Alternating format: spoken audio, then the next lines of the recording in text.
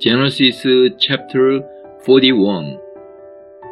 When 2 full years had passed, Pharaoh had a dream. He was standing by the Nile, when out of the river there came up 7 cows, sleek and fat, and they grazed among the reeds.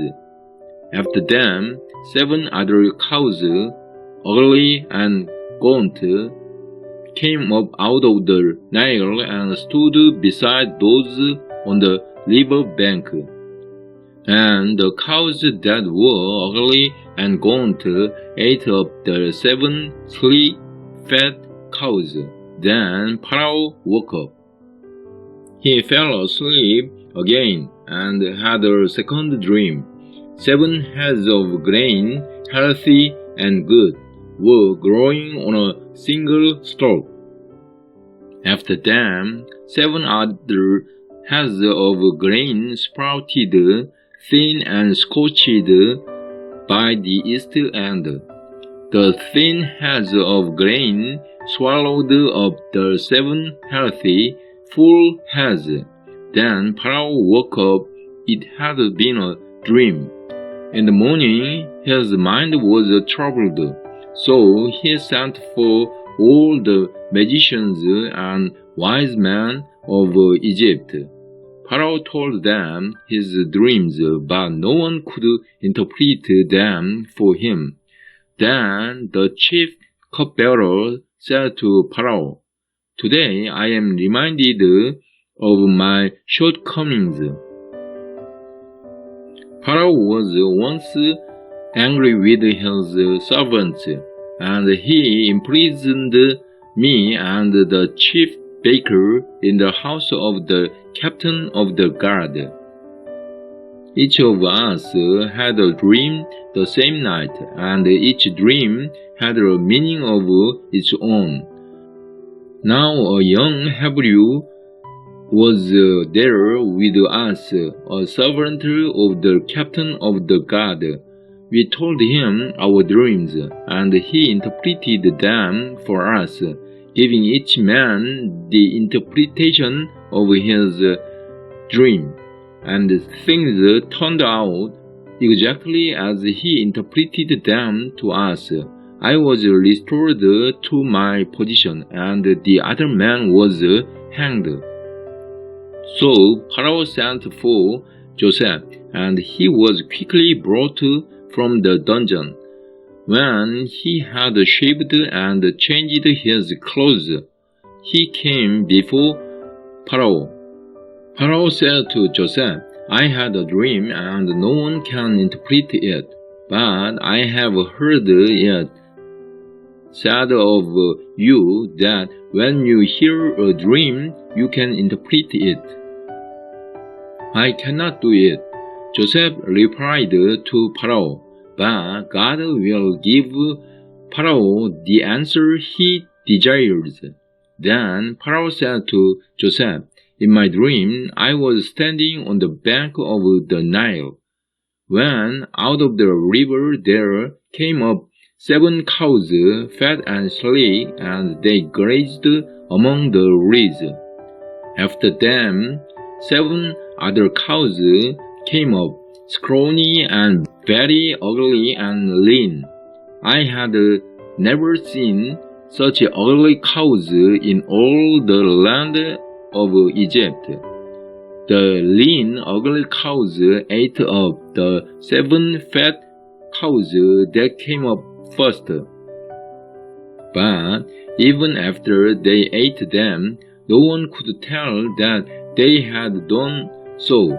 They looked just as ugly as before. Then I woke up. In my dreams, I also saw 7 heads of grain, full and good, growing on a single stalk. After them, 7 other heads sprouted, withered and thin and scorched by the east wind.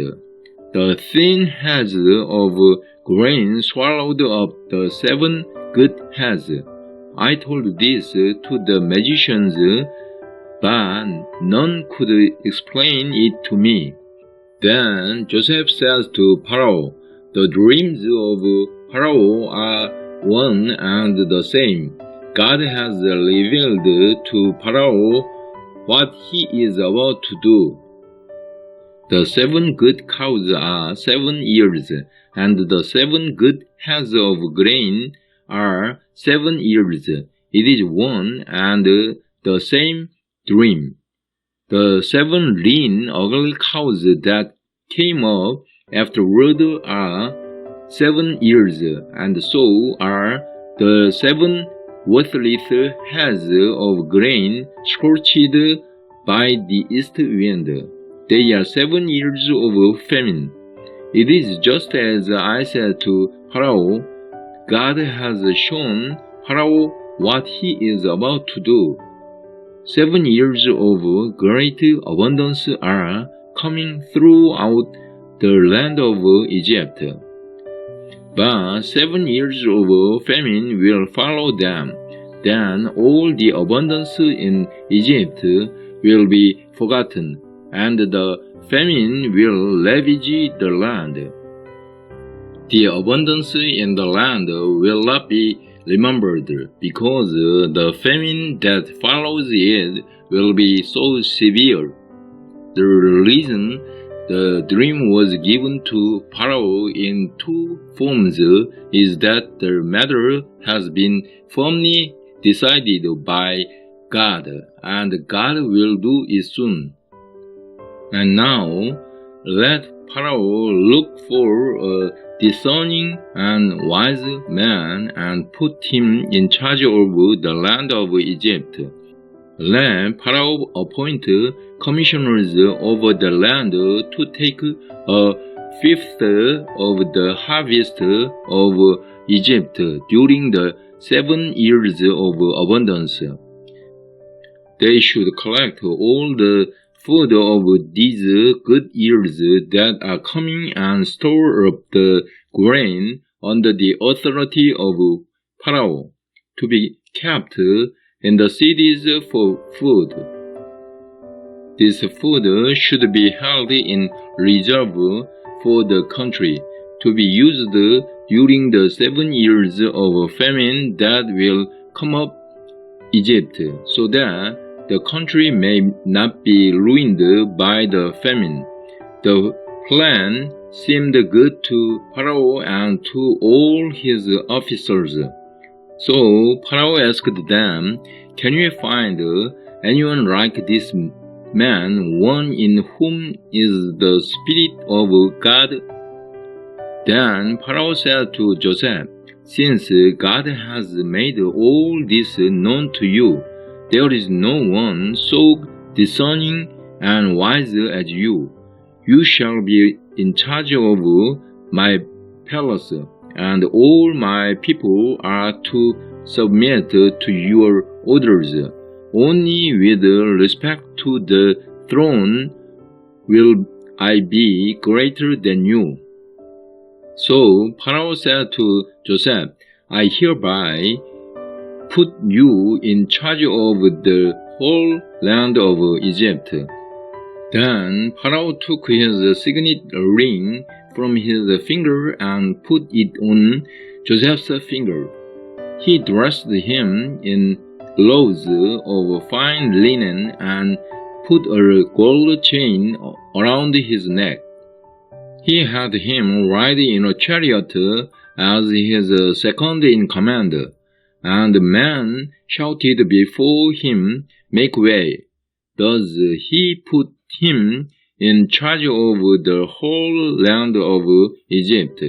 Then Pharaoh said to Joseph, "I am Pharaoh, but without your word, no one will lift hand or foot in all Egypt." Pharaoh gave Joseph the name Zaphenath-Paneah and gave him Asenath, daughter of Potiphera, priest of On, to be his wife, and Joseph went throughout the land of Egypt. Joseph was 30 years old when he entered the service of Pharaoh, king of Egypt. And Joseph went out from Pharaoh's presence and traveled throughout Egypt. During the 7 years of abundance, the land produced plentifully. Joseph collected all the food produced in those 7 years of abundance in Egypt, and stored it in the cities. In each city he put the food grown in the fields surrounding it. Joseph stored up huge quantities of grain.